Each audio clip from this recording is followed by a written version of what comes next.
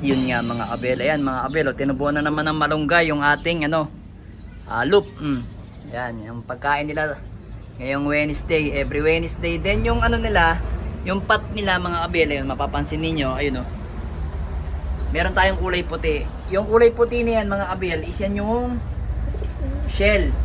Yan yung shell na dinurog natin, no? O yung binigay sa atin ng yung kaibigan natin taga Nasugbo. Yan. Yan ang ginagamit natin every mga kabel, every Wednesday. Then nalagyan natin ng malunggay yung loop natin. Then ihi rin sila ng ihi ng palakang dumalaga. Ayan yan yung kanilang painom. Kulay dilaw. Kitang-kita nyo naman, kulay dilaw yan, you know. So yun. Kaya pinakakain natin ng ganyan yung mga ibon natin para Wednesday. Naka-herbal sila mga kabel para healthy sila at hindi lagi sila tawag dito, mga synthetic yung ating mga binibigay. So kailangan din kasi yung ibon meron tinutuka sa loop. Kahapon Tuesday nagbigay din ako ng oregano mga kabel. Yun yung oregano natin na yun, kita nyo, papansin nyo yun, parang nalanta. Nilagay ko kasi dito, yan, nilagay ko dito, then yun nga, kinain nila na kinain. Kaya yung mga ibon natin healthy. Kahit marami na sila dito sa loop natin. Ayan, awa naman ng Diyos, walang tinatamaan na sakit sa mga ibon natin mga kabelo. Yun yung dalawa, yung ikaarga natin ng babuyan sa Wednesday. Pero kung itatanungin nyo pa rin si Pula, is hindi na nga umuwi si Pula sa BBC natin. Then yung si Rigor na yon, yung walang ibon na yon, hindi na rin umuwi si Rigor. Ayan. So tapos kung itinatanong nyo rin kung nagte-training ako sa BBC Junior, ayan po, ito yung BBC Junior natin.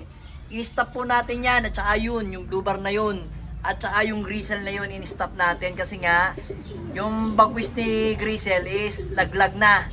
So hindi na nga siya po pwedeng ilaban. Then itong dalawang to, sabi ko, pahinga na lang muna ako kasi kung ilalaban ko silang tatlo, pati itong si Mr. Rigor, silang tatlo, syempre pagka umuwi ang mga yan galing karera, syempre ngayon kasi tagulan na, so syempre naiisip ko baka biglang may tamaan dito sa mga ibon ko kasi nga yung iba dito mga young bird ng south mga kabel, young bird ng south, so binuviewing pa nga natin yan, mga bata pa, may naiyak pa nga mga kabel. So ang ginagawa nga natin, hindi muna tayo nagte-training kasi magsasabay-sabay naman yung training August at saka September August siguro tatlong sabay-sabay na club, PUF, PPCP at saka ano pa ba? PRC. Yan. Yung lalaro natin PRC, dalawa lang yung young bird natin doon pero mag-all bird tayo doon. Yung all bird natin yung ibang ibon natin dito na kagaya ni Rigor, ayan Miss Rigor. At saka yung mga iba pa natin dito na pwedeng ilipat sa PRC. Then yung PUF meron naman tayo dito, siguro 3 o 4 sila dito mga kabel. So tingnan natin. So ngayon, dito muna tayo sa baba mga kabel, may pag-uusapan lang tayo, hayaan lang natin sila manuka dyan para hindi natin maistorbo. So mag-uumpisa tayo dito mga kabel. So meron tayo dito, ayan yung foundation bird natin na si Peter B. Ayan mga kabel. Ayan yung Peter B natin, foundation bird natin. So medyo konting lugon na lang siya, kinukondisyon na lang natin ng konting kembot na lang. Pero mga July 15 to July katapusan mag-i-start na tayo ng breeding. So ang ginagawa ko lang, pinagkikita ko lang sila ni Miss Elmo. Ito yung Miss Elmo natin, ayan. Namamaris na nga si Miss Elmo, medyo may konting lugon pa siya sa mukha, ayan, mapapansin nyo. Nagpapalit masker siya, ayan. Yan si Miss Elmo. Si Miss Elmo, ang gagawin natin niya, ipapares natin kay Peter B. So yung baseline ni Miss Elmo, uulitin ko mga kabel, NPL po yan, line ni Jimmy D. So yung lahi niyan is inilipad ni Bro Orlando Rupido na first overall champion na si pangalan nito Mr. Rupido. Then ang nanay niyan, sino ba nanay nito? Nakalimutan ko nanay nito second overall champion naman, ayan, yung nanay niyan. So yung ibon na yan, dalawa nakapaloob na overall dyan, kaya pinaris natin dito kay Peter B. Kasi to may kunat to, makunat. Pero may speed din ng konti. Pero ito kasi may speed siya, tas may konting kunat. Pero ito kasi may kunat talaga. Kaya silang pinag-combine ko. Tsaka mapapansin nyo yung ibon na to, Pearl Eye, si Peter B. Tapos ito, Chestnut Eye. Mapapansin nyo, Chestnut Eye. Oh. Yan oh, Chestnut Eye. Ito, Pearl Eye. Oh. Yan oh, pansinin nyo, Pearl Eye. Then, malaking ibon to si Peter B. Mapapansin nyo naman, mahabang ibon. Ito naman maliit. Yan. So, yan yung pagpe-pairingin natin sa paparating na summer breeding natin. Then, sinabayan nga natin dito. Yan, si Miss P. to, si ano? Miss Maselan. Ayan, si Maselan, Peter Maselan. Then, pati itong si Johnson President. Ayan, isasabay natin yan. So, ngayon, yung unang egg, papisa, tapos second clutch, gagawin na muna natin silang sitter. Tapos dito, yung mga young bird natin. Then, dito naman, ayan o, yung ating ano, si Anson Ong. Ito yung Anson Ong natin. Ayun, napakatapang. Dati, ano nito, ayaw na ayaw nito maipag-anuhan sa kamay ko. Gustong-gusto niyan, tawag dito. Dati hindi ganyan yung katapang yan. Pero ngayon, ang tapang na. Kasi naging ano na siya dito, feel at home na siya, mga abel. Ito na yung loop niya. Dito na siya titira. Lifetime, ayan. Yan yung ibon natin na si, galing to kay paring paring Joey De Leon, aka Pipoy's Loop. Shoutout sa'yo, ayan. Yung ating Anson Ong. Then, alam ko may pasok tong Joss Stone. Ayan. Tapos, ipapares natin yan dito sa makunat nating ibon. Odd lines din na si 1996 line. Ayan. Yan yung ipapares natin dyan. Ayan. Nakikita nyo. Mahabang ibon. Mahabang ibon to si Anson Ong. Tapos, ito naman, maiksing ibon. Pero ito may tulin kasi to. Ito matulin din. Kaso ito may kunat. Kunat na tulin. Ito naman, may bilis. Ayan, mabilis tong ibon na to, mga abel. Then, ang susunod nating ibon, na fairing pang third clutch, o third fairing natin, bukod doon na, mga abel, bukod doon na, hindi naman natin gagamitin pang talaga, panlipad yung mga anak niyan eh.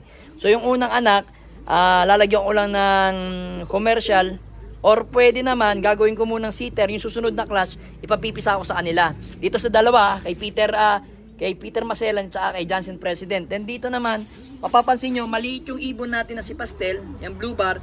Then itong hen naman natin na si CJ, yung Miss CJ natin na yan, naman, malaking hen. Ayan o. Tapos yung mga mata niyan, hindi naman, may pagka-pearl eye ba? Parang pearl eye na, may pagkonting pearl eye, ayan. Yan yung pangatlo nating sasalang. Then, eto naman tayo, mga abel. Dito naman tayo. Kay Pastel naman, eto, ayan. Sakto, chestnut eye din yung, yung mata niya. Ayan, mapapansin nyo naman.